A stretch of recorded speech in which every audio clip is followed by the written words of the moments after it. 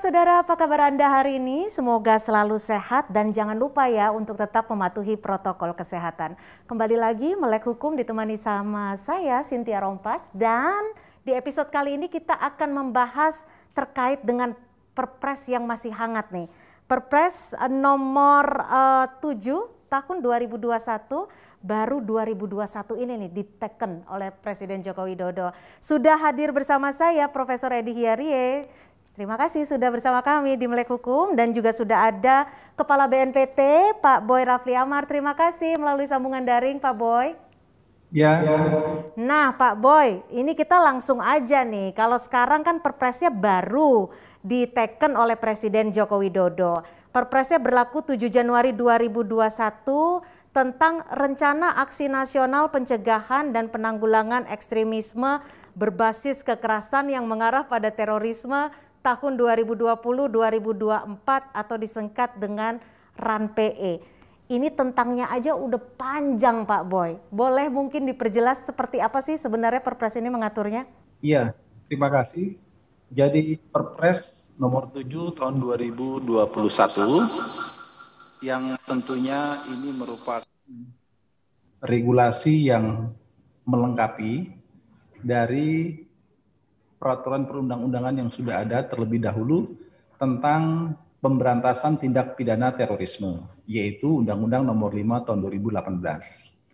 Namun di dalam Perpres ini lebih banyak mengatur yang bersifat mengkoordinasikan program BNPT bersama dengan seluruh kementerian lembaga, bersama dengan mitra, untuk memaksimalkan upaya-upaya pencegahan, terutama adalah terkait pencegahan ekstremisme berbasis kekerasan yang mengarah terorisme. Karena tentu hasil dari identifikasi kita semua, baik di tingkat nasional, regional, dan global, bahwa terjadinya sebuah kejahatan terorisme itu tidak lepas dari adanya upaya sikap perilaku ekstremisme berbasis kekerasan yang dilakukan oleh individu ataupun entitas. Nah, dalam hal ini Perpres ini lebih mengarah kepada terjadinya sinergi, kolaborasi di antara kementerian lembaga bersama dengan unsur-unsur masyarakat, demikian juga dengan unsur-unsur mitra yang berasal dari luar negeri. Karena kita tahu bahwa kejahatan terorisme adalah kejahatan yang sifatnya transnasional, dan demikian juga di dalam negeri kita mitra yang kita bangun adalah para civil society, demikian juga antara lain di dalamnya adalah tokoh-tokoh pemuka agama, tokoh-tokoh masyarakat, tokoh-tokoh perempuan, dan tokoh-tokoh agama. Ya. Jadi dalam hal ini kita lebih mengupayakan memaksimalkan di bidang pencegahan agar yang namanya kejahatan terorisme itu tidak sampai harus terjadi. Ya. Jadi ini adalah sebuah langkah sinergi pada tingkat hulu yang dilakukan oleh bersama-sama. Dan melibatkan banyak unsur. Tentunya ini ada strategi yang sudah disiapkan pemerintah agar pelaksanaan Perpres ini bisa berjalan dengan optimal. Strateginya seperti apa ini Pak Boy? Ada rencana pemerintah, apakah betul akan membentuk unit khusus? Apakah betul akan ada pembelajaran khusus di sekolah-sekolah yang diberlakukan bagi anak didik? Atau seperti apa nanti strateginya? Iya, ada langkah-langkah strategis, ada 5. Yang pertama terkait upaya di bidang pencegahan. Strategi di bidang pencegahan itu adalah antara lain membangun kesiapsiagaan di dalam masyarakat, melakukan langkah-langkah kontra radikalisasi.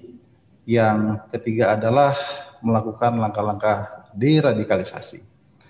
Demikian juga di bidang konteks penegakan hukum, dalam hal ini tidak melakukan tindakan secara hukum, tetapi lebih kepada upaya peningkatan kapasitas peningkatan koordinasi, peningkatan saling tukar-menukar informasi untuk membangun sebuah kesamaan pemahaman, persepsi di dalam menyikapi kejahatan ataupun potensi-potensi ancaman yang mengarah kepada terorisme. Ada unsur yang dilibatkan jika saya dengan masalah strategi kemitraan. Ya, strategi kemitraan artinya akan melibatkan unsur masyarakat juga, begitu ya Pak Boy? Ada dosen, influencer, tokoh pemuda, pemuka agama, dan juga media massa, betul seperti itu ya Pak Boy? Benar sekali. Jadi unsur-unsur masyarakat inilah nanti yang akan bersama-sama kita ajak. Acaranya bisa bermacam-macam, berkaitan dengan masalah sosialisasi, karakter dari tindakan atau perbuatan perilaku yang mengarah ekstremisme berbasis kekerasan, demikian juga menyelenggarakan fokus group discussion, menyelenggarakan kegiatan-kegiatan pelatihan, capacity building, agar terjadinya pemahaman bersama, sehingga hal ini akan memberikan efek kesiapan kita, daya cegah kita meningkat, dan daya tangkal kita meningkat terhadap potensi-potensi ancaman yang mengarah kepada kejahatan terorisme. Antara lain itu adalah perbuatan. Jadi di sini lebih kepada mindset, cara berpikir, perilaku yang perlu diantisipasi, jangan sampai ini menjadi sebuah hal-hal yang akan mendukung meningkatkan potensi ancaman terorisme. Baik. Nah, Prof. Edi, kalau melibatkan masyarakat ini banyak yang akan dilibatkan. Elemen masyarakatnya juga nggak main-main, dari pemuka agama, tokoh masyarakat, bahkan hingga influencer. Ideal nggak sih Prof? Apa justru akan menjadi bumerang bagi pemerintah dan juga masyarakat luas? Justru ini sangat ideal. Mengapa sangat ideal? Karena kita harus memahami bersama bahwa penanggulangan ekstremisme, penanggulangan radikalisme, penanggulangan terorisme itu bukan tanggung jawab pemerintah semata, bukan tanggung jawab aparat penegak hukum semata, tetapi tanggung jawab kita bersama. Oleh karena itu, Peraturan Presiden nomor 7 tahun 2021 ini adalah pelibatan masyarakat secara keseluruhan. Karena itu akan melibatkan banyak pihak dan memberikan kesadaran kepada kita semua bahwa ini adalah masalah kita bersama. Jadi tanggung jawab kita bersama untuk bagaimana menanggulangi ekstremisme yang berwujud kekerasan sampai pada aksi teror. Jadi sangat tepat saya kira. Sangat tepat. Nah, Prof. Edi, di Perpres ini dikabarkan juga masyarakat diberikan peluang ataupun dibuka kesempatannya untuk memberikan informasi sedikit apapun jika mengetahui ataupun mencurigai tindakan-tindakan yang mengarah kepada kekerasan terorisme. Apakah ini tidak membuka stigma saling lapor? Sama sekali tidak. Mengapa? Karena di dalam Undang-Undang Pemberantasan Tindak Pidana Terorisme itu ada dikenal dengan istilah safeguarding rules. Safeguarding rules itu apa? Safeguarding rules itu bagaimana secara dini, ya, secara awal bisa antisipasi terhadap rencana-rencana aksi teror. Oleh karena itu, ketika masyarakat ini dilibatkan dan dia bisa melapor, artinya memberikan informasi sekecil apapun terkait dengan dugaan-dugaan ekstremisme yang menuju pada suatu kekerasan dan pada akhirnya adalah aksi teror, justru ini bisa mencegah terjadinya aksi teror itu sendiri. Jadi yang tadi saya katakan itu semacam satu safeguarding rules yang ada di dalam Undang-Undang Pemberantasan Tindak Pidana Terorisme. Bahkan di dalam undang-undang tersebut dikatakan bahwa laporan intelijen itu dapat dijadikan bukti permulaan. Bahwa apakah nanti atau ada saling lapor dan lain sebagainya, ada tentunya yang menyaring. Filterisasinya apa? Filterisasi ini juga dikenal di dalam Undang-Undang Pemberantasan Tindak Pidana Terorisme yang disebut dengan istilah legal audit. Legal audit atau legal hearing ini apa? bahwa berdasarkan laporan intelijen itu, pengadilan dalam waktu 3 hari akan menetapkan apakah laporan intelijen itu sudah merupakan bukti permulaan adanya tindak pidana terorisme, lalu kemudian stepnya dinaikkan menjadi penyidikan. Jadi ini justru lengkap, lengkap karena dia betul-betul mencoba mendeteksi secara dini terhadap bahaya-bahaya gerakan-gerakan ekstremis berupa kekerasan dan terorisme itu sendiri. Artinya masyarakat juga diminta untuk berperan aktif. Persis. Nah, Prof. Edi, ini kan kalau dari Perpresnya tentang Rencana Aksi Nasional Pencegahan, ini berbasis kekerasan yang mengarah pada terorisme. Sebenarnya terorisme yang terjadi itu apa yang membedakan dengan KKB di Papua? Begini, kalau kita... Kan sama-sama teror, Prof. Begini ya. Jadi kalau kita bicara soal terorisme, istilah teror itu sendiri dari kata terere yang artinya mengejutkan atau apa ya? Ancaman? Bukan, mengejutkan atau apa? Memberikan menakutkan, efek ketakutan. ya, ketakutan. Sebetulnya istilah terorisme yang pertama kali diperkenalkan oleh Noam Chomsky itu adalah memperlihatkan situasi di Eropa Barat pada abad ke-18 ya, bagaimana pemerintah yang begitu otoriter dan lain sebagainya. Tetapi dalam perkembangannya bahwa aksi teror itu kan dilakukan oleh satu organisasi, bahkan mungkin itu dilakukan juga oleh oleh perorangan. Ya. Dengan demikian berbagai macam upaya untuk menanggulangi terorisme itu ya kita upayakan. Jadi tadi yang saya katakan pelibatan masyarakat dan lain sebagainya itu sangat dibutuhkan untuk bisa mendeteksi secara dini adanya tindakan-tindakan atau aksi-aksi teror tersebut. Jadi jelas berbeda ya antara tindakan terorisme dan kekerasan di Papua gitu ya Prof. Ya. Oke, nih di Perpres ini juga akan diatur terkait dengan mitigasi. Lantas apa sih mitigasi? Bukannya kalau masyarakat umum kan mitigasi taunya bencana alam gitu ya Prof. Nanti kita akan bahas di segmen selanjutnya hanya di Melek Hukum.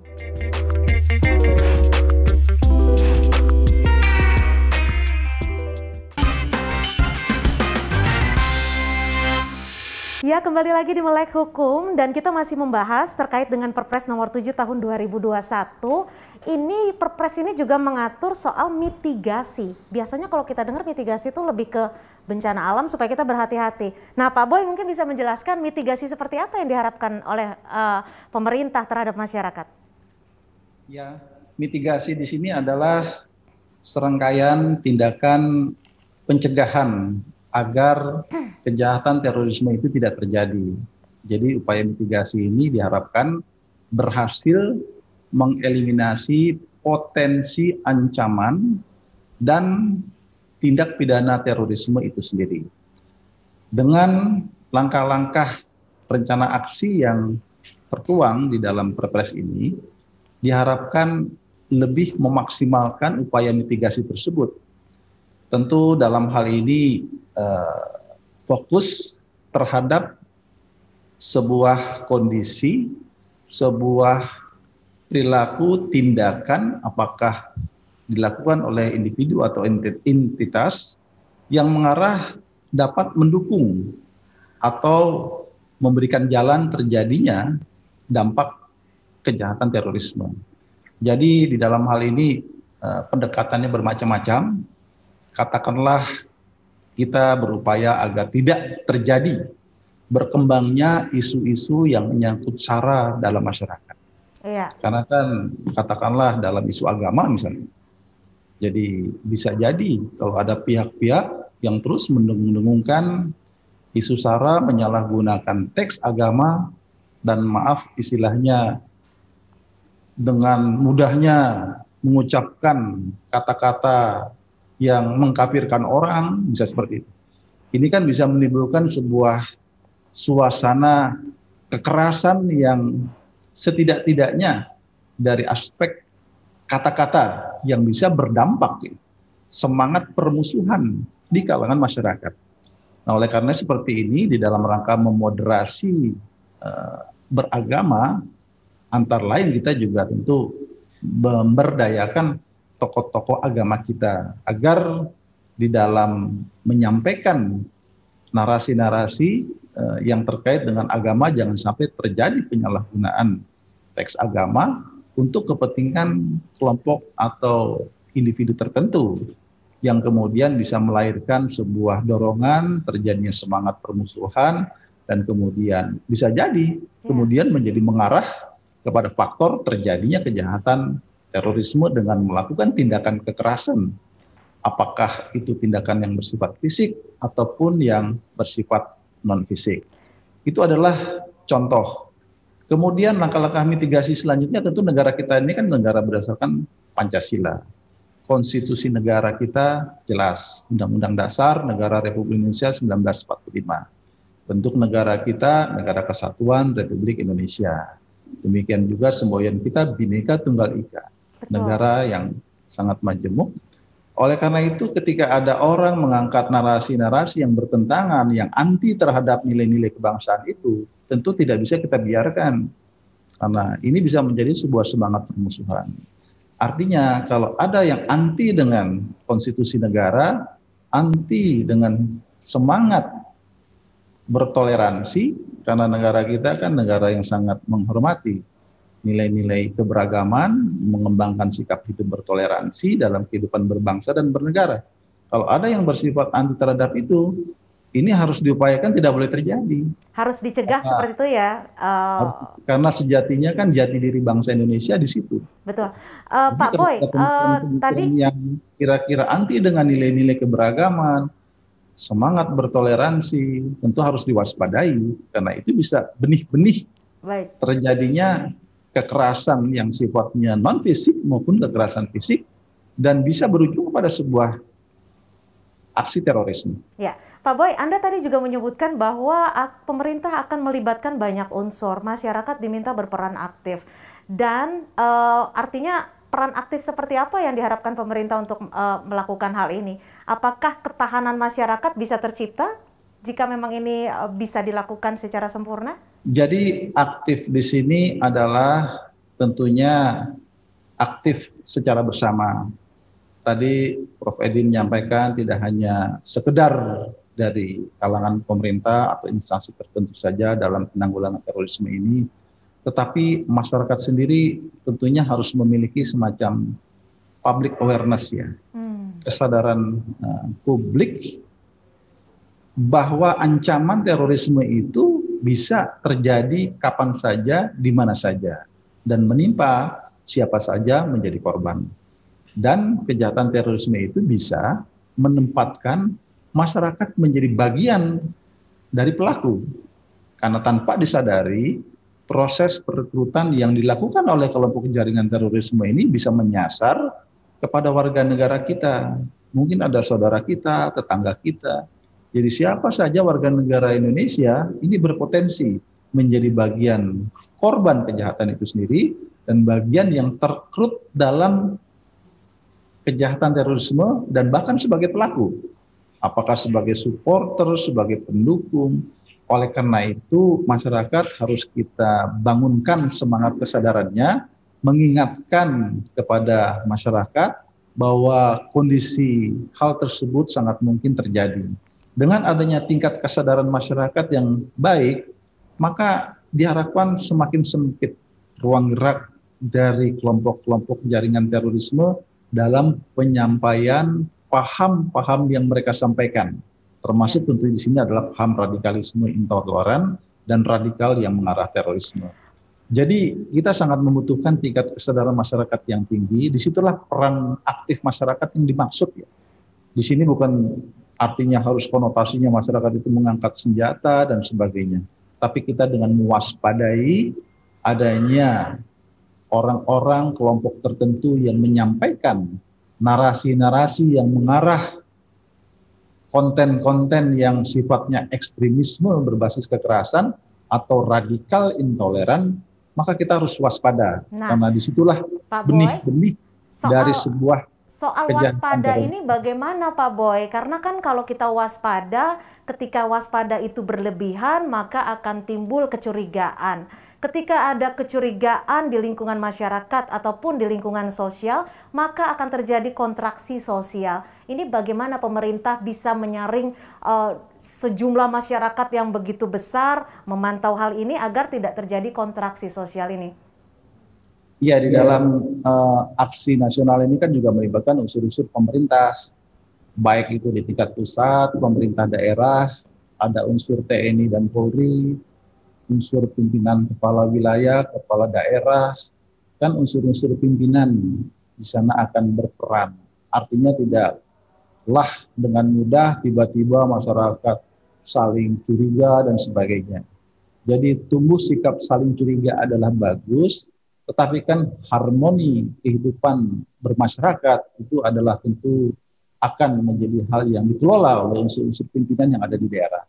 Termasuk di aparat keamanan sendiri. Kan aparat keamanan kita ini memantau kondisi dinamika sosial, keamanan yang dalam masyarakat ini 1x24 jam setiap hari melihat. Jadi di sana akan terjadi dinamika, interaksi, yang tentunya jika ada potensi-potensi yang mengarah kemungkinan terjadinya konflik di antara masyarakat sendiri, ada langkah-langkah yang dilakukan oleh unsur-unsur terdepan dalam hal penanggung jawab di bidang keamanan, termasuk juga tentunya para kepala daerah di daerah. Peran aktif semua lini masyarakat. Nah, Prof. Edi, kalau ada kecurigaan, ini kan tadi dibilang masyarakat harus tetap waspada. Ketika curiga, masyarakat bisa apa sih? Lapor ke RT. Kita kan juga jadi curiga sama RT umpamanya. Atau kita harus langsung lapor ke aparat hukum yang terdekat. Dan mekanismenya seperti apa jika masyarakat melihat ada kecurigaan? Jadi begini, saya menggarisbawahi dulu yang dikatakan oleh Pak Boy tadi ya. Ketika Mbak Cynthia bertanya soal mitigasi. Iya. Dan Pak Boy menjawab ini mitigasi dalam rangka pencegahan. Inilah yang harus kita membuka mindset masyarakat Indonesia bahwa sebetulnya keberhasilan penegakan hukum itu tidak lagi terletak pada berapa banyak kasus yang bisa diungkap. Keberhasilan penegakan hukum itu justru lebih berorientasi pada pencegahan terjadinya kejahatan. Sebelum kejahatan Persis. itu nyata. Oleh karena itu yang dikatakan oleh Pak Boy itu benar sekali bahwa mitigasi ini adalah mendeteksi secara dini untuk tidak terjadi aksi teror. Pertanyaan yang berikut soal pelibatan masyarakat ya. Ini apa? Kalau istilah dalam kepolisian atau dalam ilmu kepolisian itu ada istilahnya kita sebut dengan istilah community policing. Jadi itu di beberapa negara maju, di Jepang, di Inggris. Jadi supaya masyarakat ini aware dalam pengertian begini ya. Kalau misalnya ada tetangga atau ada orang baru yang mungkin dia tertutup antara dengan tetangga-tetangganya, tidak tahu apa sebetulnya dia lakukan. Kegiatannya. Ini dalam tanda petik perlu dicurigai. Artinya itu diberitahukan kepada RT, kepada RW, kepada lurah dan lain sebagainya untuk sebetulnya ini apa yang sedang ia lakukan. Mengapa demikian? Kita lihat pengungkapan kasus-kasus teror di beberapa daerah itu kan masyarakat sekelilingnya tidak tahu. Ya, ini orang jarang keluar atau penghuni baru gitu. Sebetulnya peraturan presiden ini membuat masyarakat ini agar aware, agar peduli dengan lingkungannya. Jadi dalam pengertian ya mencurigai dalam tanda positif. Kutip ya, dalam arti positif. Ya. Jadi saya kira ketika memang dia bisa bersosialisasi dengan masyarakat, tahu apa yang dia kerjakan, maka tidak ada saling curiga dan lain sebagainya. Ya. Jadi dia lebih pada suatu general prevensi lah kira-kira begitu. Kewaspadaan itu perlu agar tindakan terorisme tidak terjadi. Jadi yang harus digarisbawahi di sini adalah pencegahan. Tapi jangan sampai alih-alih kita mewaspadai, justru malah salah tangkap. Nanti akan kita bahas di segmen selanjutnya di Melek Hukum.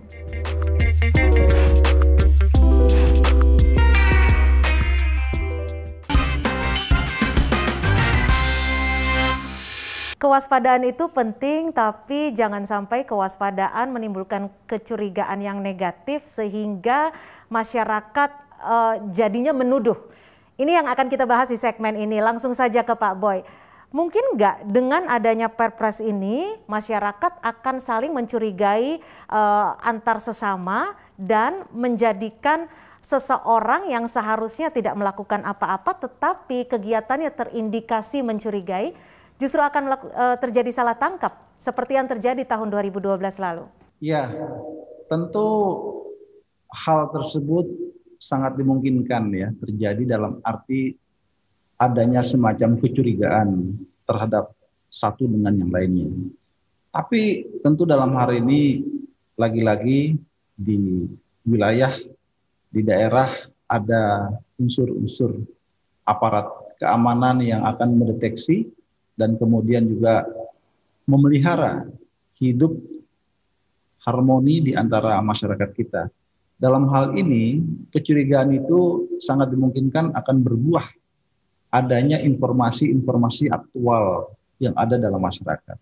Inilah yang akan diolah, dikaji oleh unsur-unsur aparat terdepan dan diantisipasi secara dini. Jadi hal-hal ini adalah sesuatu hal yang sangat mungkin, akan tetapi tentu ada upaya-upaya untuk mengharmoniskan kehidupan masyarakat untuk mencegah terjadinya konflik dalam masyarakat. Karena memang dengan adanya sikap saling curiga ini, yang efek positif yang diharapkan adalah akan semakin cepat diketahui akan adanya informasi-informasi yang penting untuk diantisipasi dan ditindaklanjuti oleh aparat keamanan itu sendiri. Dan bahkan kalau tadi kita mengenal atau Prof. Edi sampaikan konsep pemolisian masyarakat, itu juga sangat mungkin ketika proses pemolisian dilaksanakan oleh pihak kepolisian yang bermitra dengan masyarakat, mendapatkan informasi-informasi penting terkait hal itu. Dan kemudian bahkan pada kesempatan itu bisa saja langsung diakomodir, langsung dibicarakan, dimusyawarahkan, agar tidak berkembang menjadi potensi ancaman yang lebih luas. Jadi ini adalah suatu langkah-langkah proaktif di dalam pemolisian masyarakat itu, yang sangat mungkin dilakukan oleh aparat-aparat terdepan kita. Dan memang konsep pemolisian masyarakat itu termasuk yang diharapkan dapat dilakukan oleh unsur Polri. Karena memang di dalam konsep rencana aksi ini berharap konsep pemolisian masyarakat ini, jadi konsep pemolisian masyarakat ini kadang salah diartikan bahwa seolah-olah polisi menyiapkan pasukan masyarakat, dipersenjatai, diberikan alat, bukan seperti itu. Jadi ini adalah sebuah konsep pemolisian dengan mengedepankan kemitraan antara polisi dan masyarakat. Ya. Adanya saling memberikan informasi, adanya saling memberikan sumbang saran untuk mengusulkan langkah-langkah terbaik agar di suatu kawasan, di daerah tertentu tetap terpeliharanya situasi keamanan dan ketertiban masyarakat yang baik. Demikian, Mbak. Pak Boy, urgensi dari Perpres ini ini apa ya? Seurgent apa Perpres ini ada? Kenapa pemerintah tidak fokus dulu untuk merapihkan atau membereskan permasalahan dari terorisme yang awal mulanya, misalnya ketidakpercayaan atas pemerintah, adanya ketidakadilan mungkin? Ya, urgensi dari Perpres ini kan ini ekstremisme berbasis kekerasan mengarah terorisme. Jadi kejahatan terorisme ini adalah kejahatan global, transnasional, extraordinary, dilakukan oleh pihak-pihak yang melakukan perencanaan secara sistematis. Jadi dampaknya terhadap bangsa kita ini sangat besar sekali. Kenapa? Karena propaganda, radikalisasi yang dilakukan oleh kelompok jaringan terorisme ini sudah mendunia. Dan bahkan hari ini ada lebih dari 1.250-an warga negara Indonesia menjadi korban propaganda kelompok jaringan teroris global mereka berangkat ke Irak dan Syria. Belum lagi kalau kita lihat ada di dalam negeri yang terprovokasi karena propagandanya kalau tidak bisa berangkat ke Irak dan Syria, lakukanlah aktivitas di dalam negeri. Aktivitas ini aktivitas melakukan serangan teror. Jadi apabila benih-benih ini tidak kita maksimalkan, maka akan semakin banyaklah warga negara yang akan menjadi korban, terekrut menjadi bagian gerakan kejahatan terorisme dan juga menjadi korban dari kejahatan terorisme itu sendiri. Jadi ini adalah sebuah warning untuk masyarakat di dunia untuk upaya maksimal mencegah terjadinya sebuah sikap perilaku ekstremisme yang berbasis kekerasan. Jadi ini satu tarikan nafas ya, ekstremisme berbasis kekerasan mengarah terorisme. Jadi kita harus waspada. Dan Perpres ini semacam membangun kekuatan negara untuk memberikan perlindungan secara paripurna kepada warga negara dengan melibatkan semua pihak. Dengan demikian kita harapkan ke depan, karena prediksinya kejahatan terorisme ini bukan semakin redup, prediksinya adalah terjadi peningkatan. Semakin luas karena gitu ya. Katakanlah kelompok jaringan teroris global yang menonjol itu kan ada dua, ya. Al-Qaeda dan ISIS. Mereka sudah punya cabang-cabang di Asia Tenggara, gitu. Dan bahkan ada sel-sel mereka yang sudah berada di negara kita. Ya. Kita harus waspada, jangan sampai identitas jati diri bangsa kita termakan oleh ajakan-ajakan, narasi-narasi yang mereka bangun, dan kita harus yakinkan apa yang mereka lakukan itu adalah sebuah kejahatan. Ya. Ini kira-kira dalam Perpres ini, Pak Boy, dalam Perpres ini tentangnya judulnya itu ada periodenya 2020-2024, betul seperti itu ya. Periode yang dimaksud maksudnya seperti apa sih Pak Boy supaya masyarakat juga ngerti nih? Ya, ini memang hitungannya 5 tahun ya. Tentu dalam hal ini nanti akan dievaluasi. Jadi ini sudah diawali dari 2020 sebenarnya. Jadi tentunya kebutuhan akan Perpres ini tentu tetap akan berlanjut, dan kalau tadi dikatakanlah dibatasi waktu, kami berkeyakinan selama BNPT ini ada, tetap akan melaksanakan program itu. Karena kebutuhan akan aksi-aksi yang diatur dalam Perpres tersebut adalah sebuah langkah-langkah strategis ke depan apabila kita ingin mengeliminasi potensi ancaman terorisme di negara kita. Baik. Demikian. Baik, artinya ada periode yang nanti pemerintah akan kembali mengevaluasi. Terima kasih sekali lagi Pak Boy Rafli Amar, Kepala BNPT, sudah memberikan informasi. Semoga sosialisasi terkait Perpres nomor 7 tahun 2021 ini bisa didengar masyarakat dan juga menjadi antisipasi atas ancaman terorisme. Sekali lagi terima kasih ya Pak Boy. Terima kasih. Terima kasih Prof. Edi. Salam sehat selalu. Terima kasih. Salam sehat. Dan saudara, Melek Hukum masih akan kembali sesaat lagi. Di segmen selanjutnya ini kita justru akan mengupas, Prof. Edi, seperti apa sih salah tangkap, kenapa bisa terjadi. Ini kan juga harus ada rehabilitasi yang dilakukan oleh pemerintah tentunya. Tetap di Melek Hukum.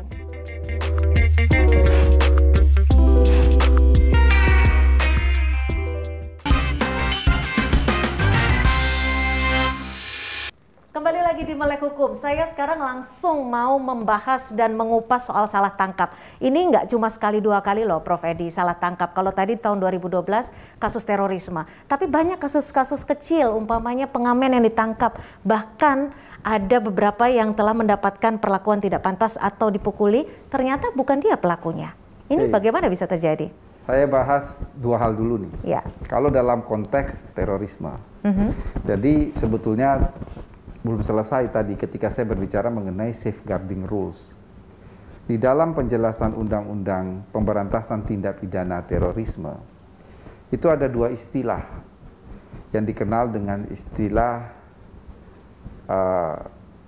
sunrise principle dan sunset principle.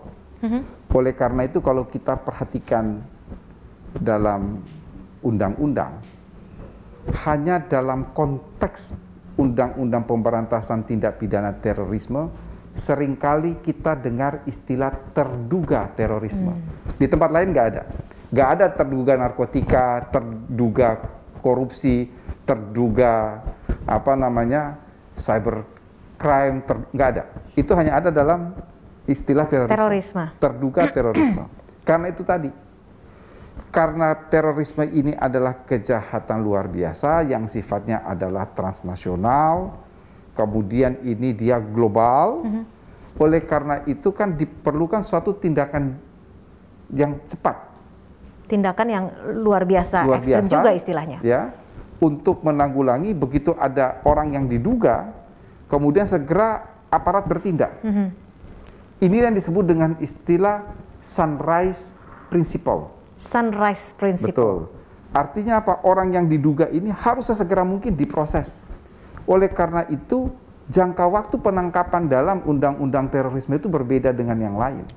Jangka waktu penangkapan kalau di KUHP itu 1 kali 24 jam. Betul. Kalau di undang-undang terorisme itu 7 kali 24 jam. Nah, ketika dalam 7 kali 24 jam si terduga teroris itu ternyata ini bukan orangnya, maka pada saat itu juga dihentikan penyidikannya, dihentikan prosesnya. Inilah yang disebut dengan istilah sunset principle. Sunrise dan sunset. Begitu dihentikan, maka secara mutatis mutandis dilakukan rehabilitasi. Iya. Ini kalau dalam konteks undang-undang terorisme. Tapi kasus salah tangkap tidak hanya terjadi pada pelaku-pelaku atau terduga teror. Ini juga terjadi untuk masyarakat luas, pengamen, ada pula dosen yang sedang berjalan ditangkap, bahkan sempat dipukuli oleh kabarnya oleh aparat. Nah, tapi apa yang bisa dilakukan pemerintah? Rehabilitasi seperti apa yang bisa dilakukan untuk mengembalikan nama baik, waktu yang terbuang, dan juga psikologis yang mungkin bisa dikatakan hancur gitu? Ya, ini yang mau saya katakan. Ini bukan urusannya pemerintah. Urusan sistem peradilan pidana. Ini ada dua kekuasaan. Ya. Ada kekuasaan negara. Dalam sistem peradilan pidana itu polisi adalah penjaga utama sistem peradilan pidana, kemudian dia akan ke jaksa, ke pengadilan. Kalau sudah bicara mengenai ini kan berarti dalam konteks yudikatif. Tapi di sisi lain polisi juga sebagai pengayom masyarakat. Makanya, ya Prof? Ini yang mau saya lanjutkan. Penangkapan, penahanan, ya, penggeledahan, penyitaan, ini adalah upaya paksa. Upaya paksa. Karena ini adalah upaya paksa, maka sudah pasti ada penyeimbangnya. Ya. Artinya apa? Terhadap upaya paksa ini bisa dilakukan kontrol. Apa kontrolnya? Pra-peradilan. Karena itu dalam ketentuan pasal, kalau saya nggak salah ingat, 77 sampai pasal 82 KUHP, itu isinya tentang pra-peradilan. Apa saja kewenangan pra-peradilan? Kewenangan pra-peradilan itu 5.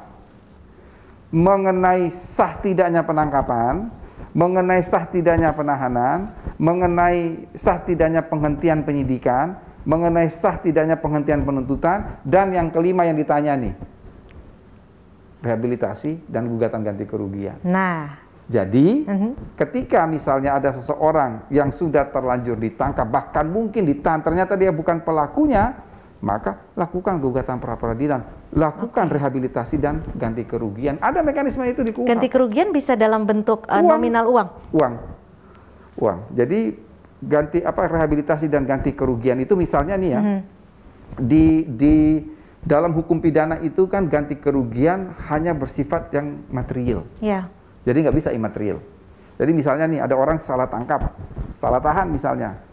Tadi dikatakan sudah dipukuli dan lain sebagainya. Kalau dipukuli orang itu diobati kan pasti ada biaya rumah sakit, maka biaya rumah sakit itu ditanggung dong oleh negara, ditanggung dong oleh polisi. Oke. Kemudian dia direhabilitir.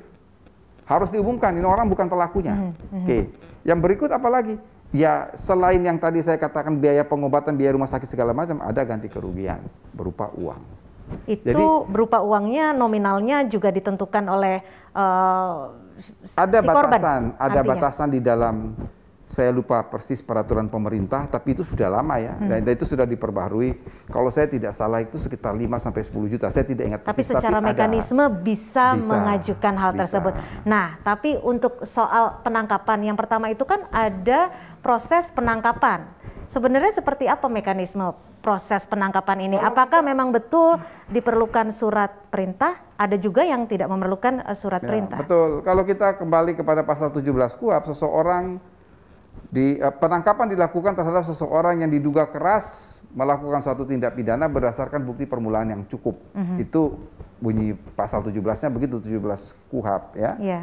Bukti permulaan yang cukup itu adalah minimum 2 alat bukti. 2 alat bukti itu berarti kita cerita 2 dari 5 alat bukti yang ada di dalam KUHP. Kalau ini proses penyidikan, maka 2 dari 3. Apakah ada keterangan saksi, ada keterangan ahli, atau surat di dalamnya. Bahwa sekali lagi, asas yang melekat pada hukum acara pidana itu, hukum acara pidana harus tertulis. Yeah. Harus jelas, tidak boleh ditafsirkan lain. Tetapi harus ingat juga, hukum acara pidana itu bersifat keresmian. Menangkap, menahan, menggeledah, mensita, itu semua harus ada surat. Semua harus ada surat. Ada surat. Jadi ketika kecuali dalam hal tertangkap tangan. Oke. Dalam hal tertangkap tangan pun itu tetap harus ada, harus disusulkan dengan surat penangkapan, penahanan dan lain berarti sebagainya. ketika tidak ada surat penangkapan, penahanan itu sudah salah sebetulnya. Menyalahi prosedur ya. Bukan dalam hal tertangkap tangan ya. Ya. Begitu ada seseorang ditangkap tanpa ada suatu surat penangkapan, itu sudah salah. Oke. Ya. Nah, sebagai masyarakat awam nih, Prof. Edi, kalau memang masyarakat berada di posisi tersebut, apa sih yang bisa dilakukan mekanisme? Karena masyarakat awam tidak semuanya mengerti akan hukum. Ketika ia menjadi korban salah tangkap, apa yang harus ia lakukan? Karena mungkin bicara kepada aparat hukum sudah tidak dipercaya. Betul, itulah yang kemudian saya katakan ya, memang KUHP kita ini sudah lebih dari 40 tahun ya. Sudah dari tahun 1981 itu berarti sekarang sudah 40 tahun. Ya. Undang-Undang nomor 8 1981 berarti udah 40 tahun. Memang harus ada pembaharuan. Penyesuaian. Misalnya nih ya, misalnya bahwa seseorang itu dia bisa menolak. Misal ini kecuali dalam hal tertangkap tangan ya. Misalnya seseorang itu dia tidak mau diperiksa tanpa dihadiri pengacara, oleh penasihat hukum. Hal-hal seperti ini yang saya kira harus diatur secara detail, dan kita sudah punya RUU KUHP sebetulnya sejak tahun 2015. Nah, artinya sudah terlalu lama dan sudah tidak terlalu efisien. lama dan ya sudah out of date sebetulnya ya, dengan perkembangan hukum pidana, dengan perkembangan dalam sistem peradilan pidana yang menjunjung tinggi due process of law, itu sudah harus dirubah KUHP kita. Kalau di Indonesia sendiri ada nggak sih, Prof, semacam di mancanegara gitu ada Miranda Law gitu? Kalau kita ada nggak sih, Prof? Kita tidak punya yang namanya Miranda Rules itu ya. Miranda Rules itu dia lahir dari amandemen kelima Konstitusi Amerika ya. Jadi polisi ketika akan melakukan penangkapan atau penahanan dia harus menyebutkan hak-hak tersangka. Betul. Di kita belum ada itu. Artinya masyarakat masih minim pengamanan dong, Ya, Prof? itulah yang saya katakan di dalam RUU KUHP yang sebetulnya sudah ada di DPR, itu sudah lebih pada perlindungan hak-hak individu dari tindakan sewenang-wenang aparat. Oke, terakhir nih Prof, kalau tadi Profesor Edi sudah mengatakan bahwa korban salah tangkap bisa mengajukan pra peradilan, tapi korban salah tangkap itu bisa tidak menuntut aparat hukum yang melakukan tindakan terhadap dirinya? Secara personal? Ya, itu susah. Susah. Mengapa? Karena sudah barang tentu aparat penegak hukum yang melakukan tindakan itu, bahwa dia tidak membawa surat dan lain sebagainya, betul-betul itu dia salah prosedur ya. Tetapi dia melakukan suatu tindakan itu kan bersifat pro justisia. Artinya apa? Ada kewenangan itu pada dia. Bukan secara pribadi artinya, betul, secara instansi. Secara institusional, kewenangan itu ada. Artinya menuntut institusi boleh? Tidak juga demikian, sudah ada mekanismenya. Apa mekanismenya tadi? Yaitu pra peradilan. Artinya yang melakukan ganti kerugian di situ kan adalah institusi yang bersangkutan. Oke. Ya, jadi sudah ada mekanisme itu melalui pra peradilan. Baik, baik. Terima kasih sekali Sama-sama, lagi Mbak Cynthia. Prof. Edi.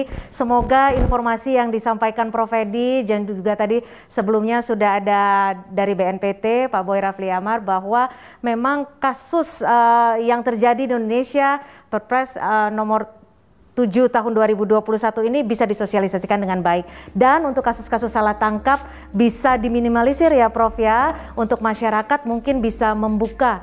Untuk itu membuka hukumnya seperti apa? Harus melek hukum. Untuk itu saya Cynthia Rompas pamit undur diri. Kita ketemu lagi di episode selanjutnya. Sampai jumpa.